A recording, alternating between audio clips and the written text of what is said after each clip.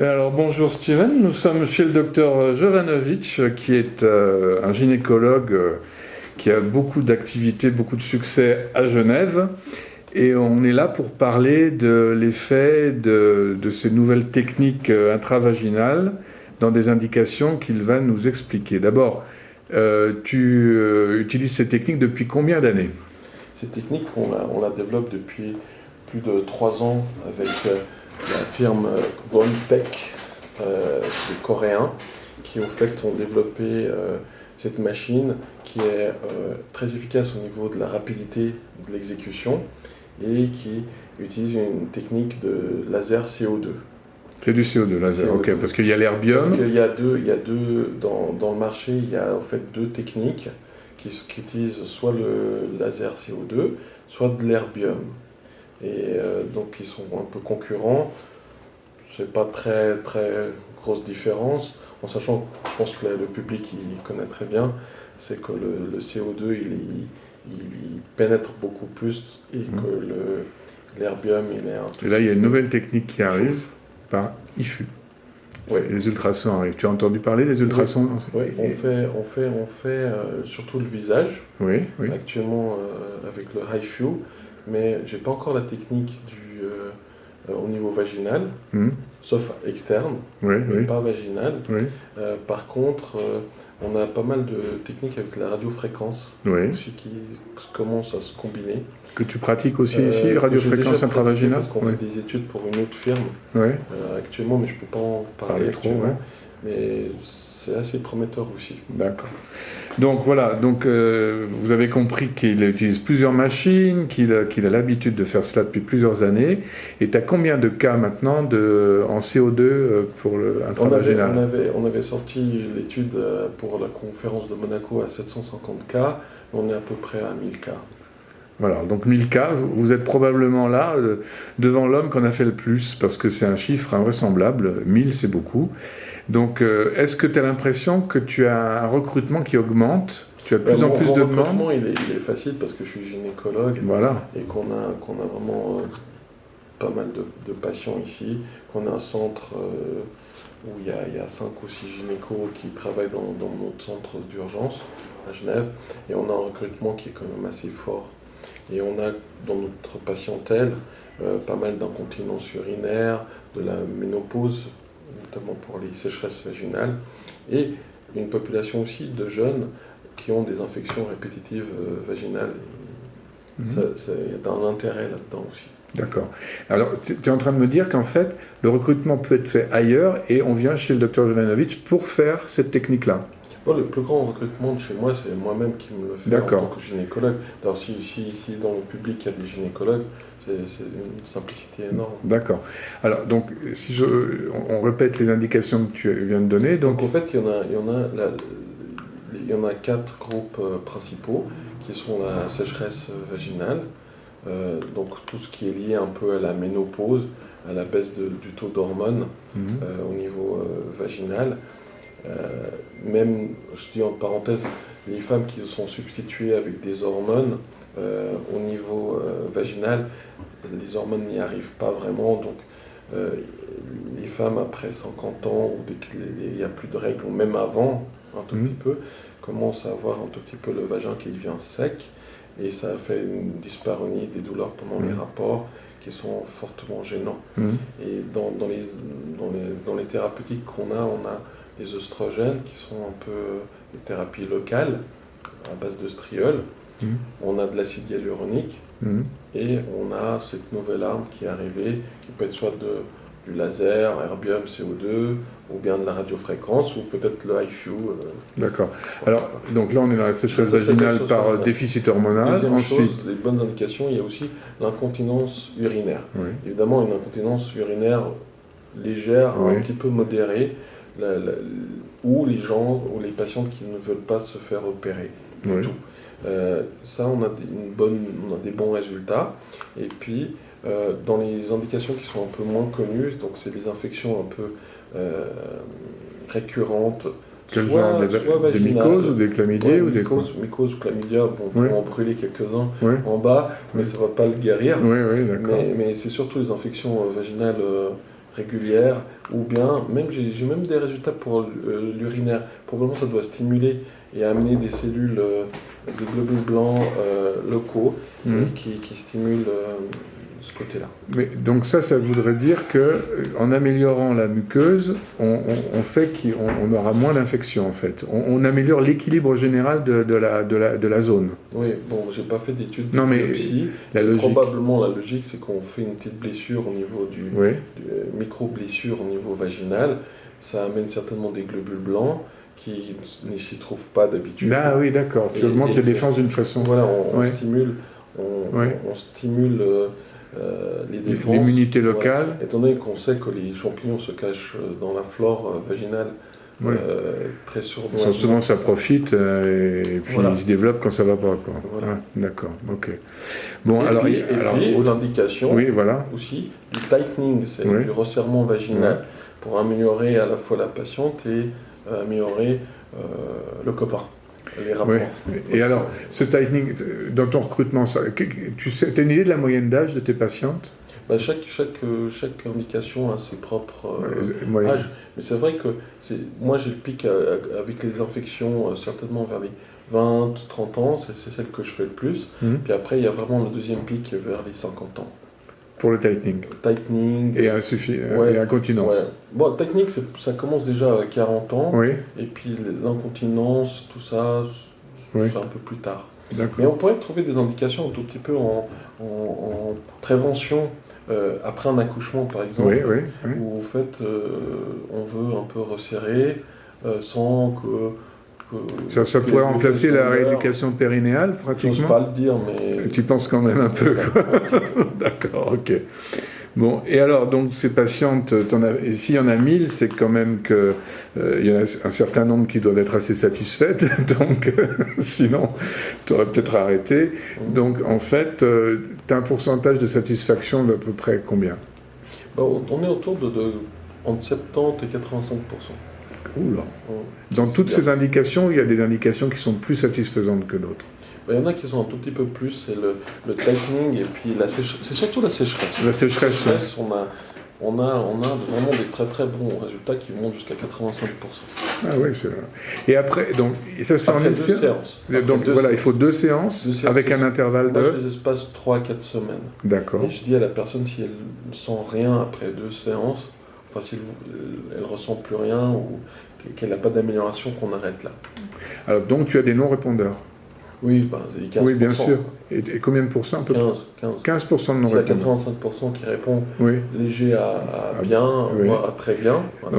Oui. Et en général, ces 2 séances, parfois tu en fais plus, ça peut arriver. Oui, si on a une bonne réponse, après, on continue. Moi, j'ai des gens maintenant qui sont, comme je dis, après 2 ans, ils reviennent. Voilà. Touch-up. Tous les 6 mois.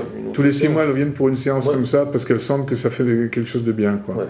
Au niveau de la sécheresse vaginale, on se dit, si je fais ça 2 fois par an, je suis tranquille. Quoi. Voilà. Ouais, d'accord, ok. Alors, on va trouver d'autres questions. Alors, les effets secondaires. Ce qui est intéressant, c'est que les femmes qui sont très, très... qui ont des rapports où elles sont très humidifiées, répondent aussi. Elles diminuent moins, elles diminuent leur sécrétion. Donc, la lubrification peut être diminuée, régularisée en fait. En fait, ça régularise. Ah oui, c'est bien ça corrige de trop peu et ça corrige de trop. Voilà. Et les effets secondaires, alors il était arrivé des choses surprenantes Vraiment, ça dépend un tout petit peu si on utilise vraiment des paramètres qui ne sont pas agressifs, où la personne n'a pas des douleurs. Franchement, je n'en ai pas vraiment eu. Voilà. J'ai eu un tout petit peu, 1 ou 2 fois, un petit peu de saignotement après, mais c'est tout. Et donc, tu penses que tu n'as pas les mêmes paramètres maintenant que lorsque tu as commencé à utiliser la machine ? Tu es plus doux, tu es différent, c'est pareil ? Non, j'essaie d'aller jusqu'aux paramètres qui sont confortables, tolérables par la patiente. Donc, mais il y a une notion de douleur quand même, ça chauffe ? Moi, je me base beaucoup sur ça. Oui, sur le ressenti. Mais parce qu'en fait, l'effet il est thermique. Oui, c'est ça.